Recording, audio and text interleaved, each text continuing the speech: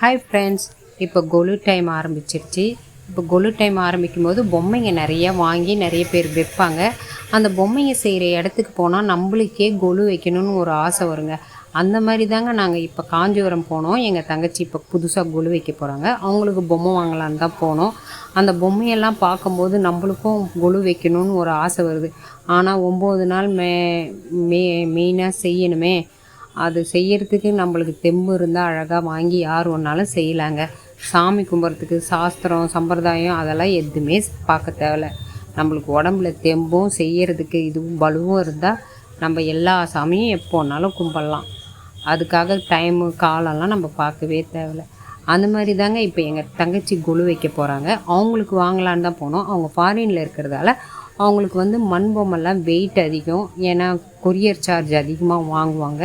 அதனால வெயிட்லெஸ்ஸாக இருக்கிற பேப்பர் மேட்டுன்னு செய்கிறாங்க. அந்த இடத்துக்கு பொம்மைக்கார தெருவுக்குன்னு போனீங்கன்னா இந்த அம்மா கடையில் நிறைய வெரைட்டி இருக்குது. காஸ்ட்டும் நம்மளுக்கு ரொம்ப கம்மி பண்ணியும் தராங்க.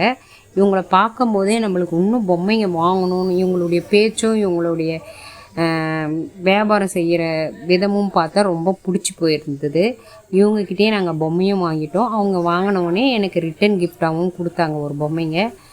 நீங்களும் வேணும்னா இந்த தெருவில் போயிட்டு இந்த அம்மா கடையில் வாங்கிக்கிங்க ஃப்ரெண்ட்ஸ். தேங்க்யூ. இந்த வீடியோ பிடிச்சிருந்தா ஷேர் பண்ணுங்கள், சப்ஸ்கிரைப் பண்ணுங்கள். தேங்க்யூ.